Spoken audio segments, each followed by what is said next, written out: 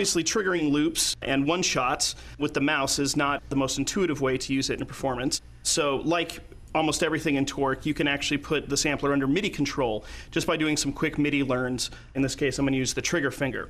So if I right-click on the play icon and press a pad, now this pad triggers the one-shot.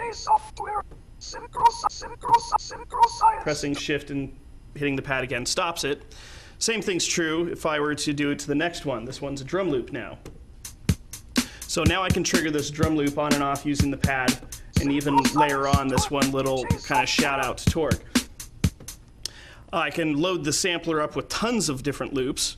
Got a couple more here that can be put together to kind of build drum beats as you'd like. Maybe like a little kick drum pattern here.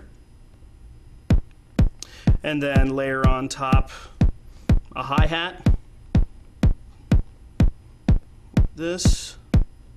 So when I set this to loop and play, now it runs. And I'll go ahead and assign these to 2 additional pads as well. So now I can start augmenting the drum beats in the music that I'm playing by layering on my own samples on top of it.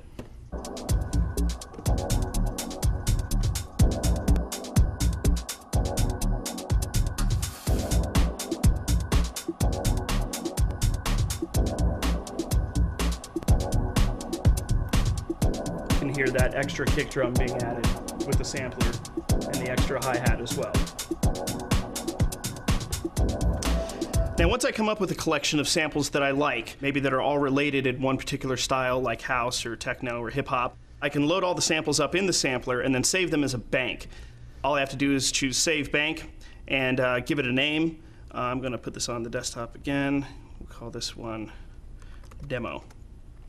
So now we'll find that I can recall that bank at any time instead of having to load the individual samples back up into the sampler again. The last thing we can do with the sampler is actually sample material that's being played in the DJ set. That's done simply by selecting a source using the headphone pre-listen buttons so that whatever you're hearing in your headphones ends up being fed to the sampler. So that means I can sample stuff that the audience can't hear by pre-listening first. Now the way this works is either by just pressing record by itself, at which point Torq will immediately begin recording whatever's playing, and pressing record again will cause it to stop.